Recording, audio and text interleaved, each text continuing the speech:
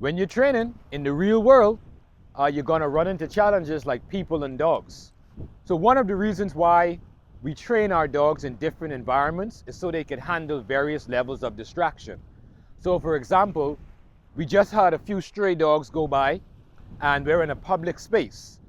I would define this as a level 3 out of 4, meaning we're in a public space with distractions.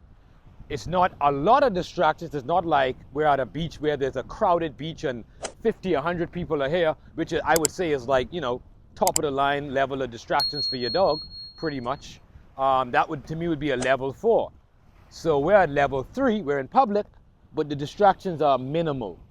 All right, but you're gonna practice all of your routines starting at level 1 all the way to level 4. So I'm gonna start at 1 and bring you back to 4. So level 1 is a quiet space with no distractions. So imagine you're in a room with white walls, almost like remember that movie, The Matrix, where they're in kind of a computer program and all of the walls are white, something like that.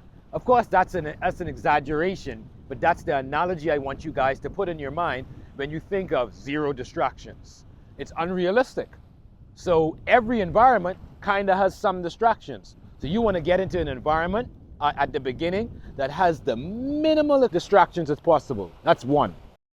You're going to practice all of your routines in that environment so your dog really locks in and understands. And you're going to use a high value treat, of course.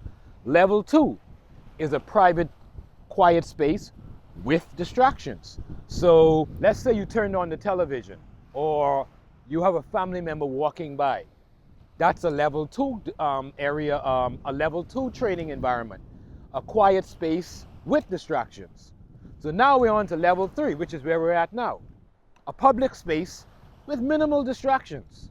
And of course, level 4, as I said before, is a public space with lots of distractions.